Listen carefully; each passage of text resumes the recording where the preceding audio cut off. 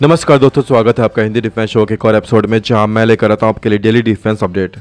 अगर दुनिया के सबसे आधुनिक हथियार की बात करें तो आज के समय में इस श्रेणी में अगर सबसे पहला किसी हथियार का नंबर आता है तो वह है हाइपरसोनिक मिसाइल। यह हाइपरसोनिक मिसाइल इतने खतरनाक इसलिए होते हैं, उसका सबसे बड़ा कारण होता है इनका स्पीड जिससे वह ट्रैवल करते हैं। दुनिया में सिर्फ दो ही देश हैं अभी जिनके पास हाइपरसोनिक मिसाइल है, वह देश है रूस और चीन। कुछ ही सालों में अमेरिका और भारत भी इस कैटेगरी में शामिल हो जाएंगे। रूस के पास एक से एक हाइपरसोनिक मिसाइल्स तो हैं ही, और रूस भारत की भी मदद कर रहा है हाइपरसोनिक मिसाइल बनाने में, और टेक्नोलॉजी भी भारत को वह दे रहा है। बात करें चीन की तो हमारा दुश्मन देश है, उसके पास भी हाइपरसोनिक मिसाइल है जिसका नाम है DF-ZF, जो कि 10 मैक की स्पीड से ट्रैवल कर सकता है।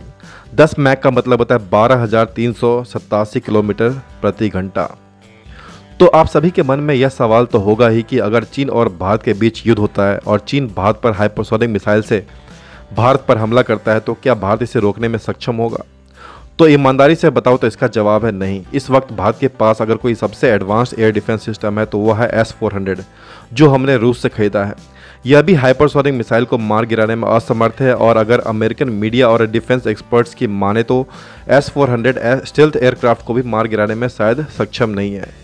हाइपरसोनिक मिसाइल जिस स्पीड से ट्रैवल करते हैं तो उनको शूट करने वाले हथियार का स्पीड भी उनसे मैच करना चाहिए या फिर उनसे ज़्यादा होना चाहिए। लेकिन अभी खबर निकल कर जो आ रही है उसके मुताबिक बहुत जल्द भारत इन हाइपरसोनिक मिसाइल से निपटने में कामयाब हो जाएगा, क्योंकि DRDO ने ऐसी तकनीक बना ली है।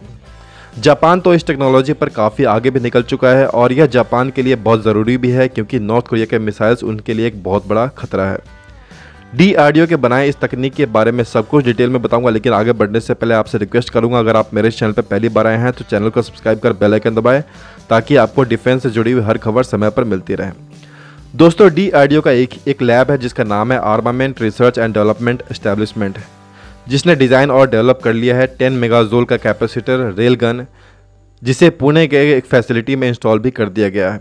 इसका उपयोग किसी भी शिप, जमीन या फिर किसी भी मूविंग प्लेटफॉर्म से किया जा सकता है। अगर एक्सपर्ट्स की माने तो यह अभी के लिए 7 मैक की स्पीड से किसी भी प्रोजेक्टाइल जिसका वजन 1 किलोग्राम से 500 किलोग्राम तक उसे फायर कर सकता है। चाहे कोई मिसाइल ही क्यों ना हो, यह वेपन 7 मैक की स्पीड से टारगेट को हिट कर सकता है। सिर्फ इसका स्पीड ही नहीं बल्कि इसका फायरिंग रेट भी काफ़ी ज़्यादा होने वाला है बाकी हथियार से अगर इसका कंपैरिजन करें तो, और यह मल्टीपल टारगेट को एक बार में हिट कर सकता है। आसान भाषा में बोलूँ तो DRDO ने ऐसा टेक्नोलॉजी बना लिया है जिससे हम आने वाले समय में हाइपरसोनिक मिसाइल्स को भी रोक पाएंगे, और ये भारत के लिए एक बहुत बड़ी उपलब्धि है। आप लोगों के मन में यह सवाल तो होगा कि भला यह रेल गन है क्या चीज़ जो हाइपरसोनिक मिसाइल को भी रोक सकता है, और इसका फायरिंग रेट और स्पीड इतना ज़्यादा कैसे है? दोस्तों, इसे इलेक्ट्रोमैग्नेटिक गन के नाम से भी जाना जाता है। इसमें प्रोजेक्टाइल को फायर करने के लिए इलेक्ट्रोमैग्नेटिक फोर्स का इस्तेमाल किया जाता है। होता क्या है, दरअसल नॉर्मल किसी और हथियार में बुलेट या किसी और तरह का प्रोजेक्टाइल फायर करने के लिए किसी एक्सप्लोसिव या फिर गन पाउडर का इस्तेमाल किया जाता है। वहीं इस इलेक्ट्रोमैग्नेटिक गन में एक इलेक्ट्रोमैग्नेटिक का इस्तेमाल किया जाता है जो इलेक्ट्रिक करंट की मदद से बहुत बड़ी मात्रा में मैग्नेटिक फील्ड क्रिएट करता है, और यही मैग्नेटिक फील्ड बहुत बड़ी मात्रा में काइनेटिक एनर्जी को उत्पन्न करता है। फिर यही काइनेटिक एनर्जी किसी बुलेट या फिर किसी और प्रोजेक्टाइल को इतनी ज़्यादा स्पीड से फायर करने में मदद करता है। हथियारों में गन पाउडर का यूज प्रोपेलेंट की तरह बहुत समय से किया जाता रहा है, और 3 सबसे बड़े फायदे हैं इस इलेक्ट्रोमैग्नेटिक गन की गन पाउडर प्रोजेक्टाइल वाले हथियार के ऊपर। सबसे पहला तो यह है कि गन पाउडर का उपयोग बुलेट या फिर किसी प्रोजेक्टाइल के अंदर ही किया जाता है, जिससे कि इसका वजन काफ़ी ज़्यादा हो जाता है। दूसरा यह है कि गन पाउडर नेचर में काफ़ी वोलेटाइल होता है, मतलब अगर ये हवा के कांटेक्ट में आ जाए तो यह आसानी से इवापोरेट हो जाएगा, जिसकी वजह से इसे ट्रांसपोर्टेशन में काफ़ी प्रॉब्लम आती है।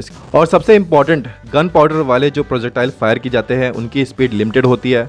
मतलब अब इलेक्ट्रोमैग्नेटिक गन फ्यूचर का हथियार है, और इस पर DRDO का यह काम काफ़ी सराहनीय है।